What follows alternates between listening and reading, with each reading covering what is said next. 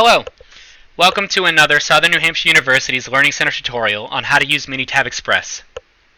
In this video, we'll be talking about how to run a linear regression test using Minitab Express.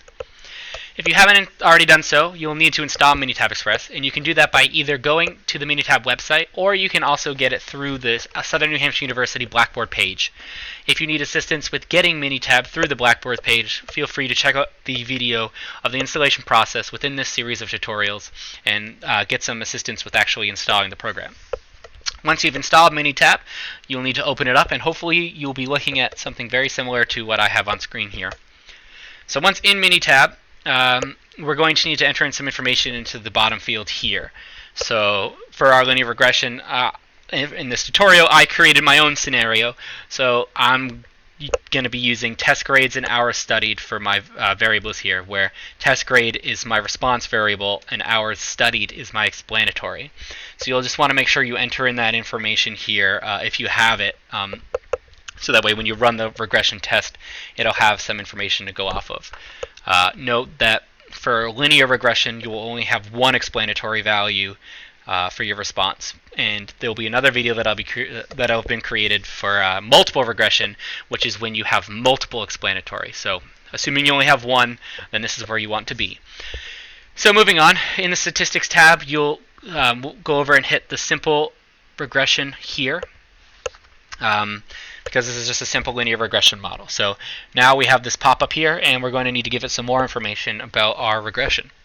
So in this case, it's asking for our response and our predictor. So in this case, I'm seeing if the number of hours studied actually has some sort of effect on the grades that students get on their test.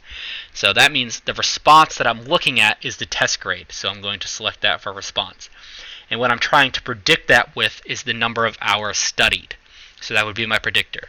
Depending on the question and your professor, it may just tell you which one's the X and Y value here, or your predictor and response. If it doesn't, you're going to just have to use your own thought process in order to figure out which one is which. But in this case, I'm just telling you that I'm trying to figure out what explains test grades. So once I've selected that, you can choose the type of regression model here. In the 240 classes, or the regular statistics classes here at Southern New Hampshire University, for simple linear regression, you'll only be using linear. So that's just what I'm talking about here. So make sure the linear option is selected. If you go into the options, you can have it print out confidence intervals and prediction intervals if that's something that your professor or the question for your homework, whatever it is that you're doing, is looking for. So you can select that. And there's also this graphs tab where you can print out the residual plots and things like that. So if you wanted a residual plot, you would select it, and you can choose whatever you want the residual plot for. This also, like I said, depends on what it is exactly that you're working with. So I'm just going to leave it like that, and then hit OK. And that's going to run my test. So it's going to print out a lot of this information.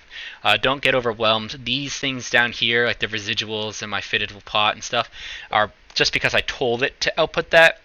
So this is what it would look like if you needed that for your assignment. The important part here is everything above that. So when you've run the regression model, you're now looking at this analysis of variance here and the coefficients and things like that. It's going to give you the regression equation. So if you wanted to predict a test grade based off of how many hours studied, you would use this equation.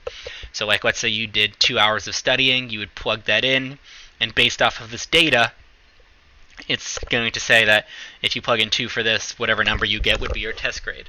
So if you happen to plug in 2, you would end up getting a 60 according to this test grade here, or this equation. So if you're predicting values, this is what you're looking for.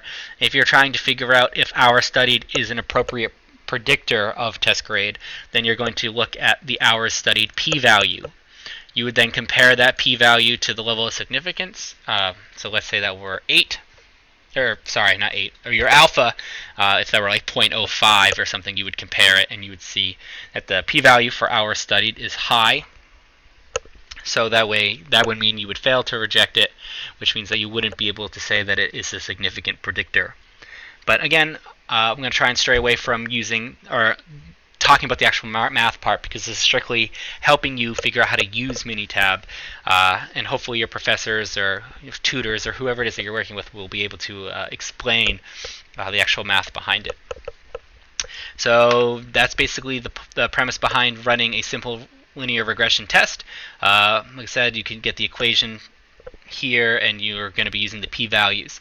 If you're trying to figure out which predictors and stuff you would be using for your regression, that won't be in this section because that would be in multiple regression. But for this, like I was saying, you can talk about just this one explanatory variable of hours studied. But yeah, that's basically a quick rundown on how to use linear regression on Minitab Express. I hope this video was helpful to you, and please make sure to check out the other videos on the tutorials on how to use Minitab Express. And if you are working more with regression models, make sure to check out the multiple regression tutorial as well.